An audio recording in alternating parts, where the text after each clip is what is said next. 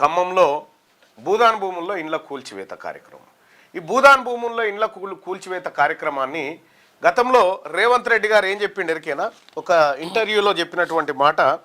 ఆయన ఏమంటారంటే, ఆయన ముఖ్యమంత్రి కాకముందుకు ఓ మాట, ముఖ్యమంత్రి అయిన తర్వాత ఓ మాట. పాపం నేలమట్టం చేసిండు. క్రిమినల్ వేస్ట్, ఇసుక, సిమెంటు, మిగతాయి చట్టంలో ఒకవేళ ఇర్రెగ్యులారిటీ జరిగినా రెగ్యులరైజ్ చేయడానికి చట్టంలో నిబంధన ఉంది. వాళ్ళేం దోపిడీ చేయలే, లేకపోతే వాళ్ళేం దేశద్రోహం చేయలే.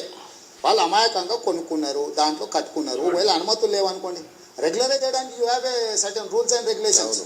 క్రిమినల్ వేస్ట్గా మొత్తం ఉన్న బలంగా నేలమట్టం చేయాల్సిన అవసరం ఉందా సార్?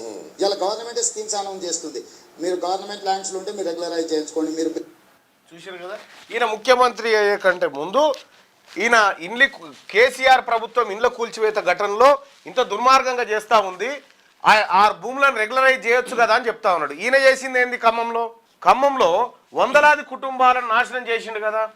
ఇగో బుల్డోజర్లు పెట్టి మొత్తం ఎక్కడికక్కడ నేలమట్టం చేసిండు కదా. అంటే స్వచ్ఛదాకా సోమలింగం, స్వచ్చిన తర్వాత రామలింగం లెక్కు ఈయన కథ.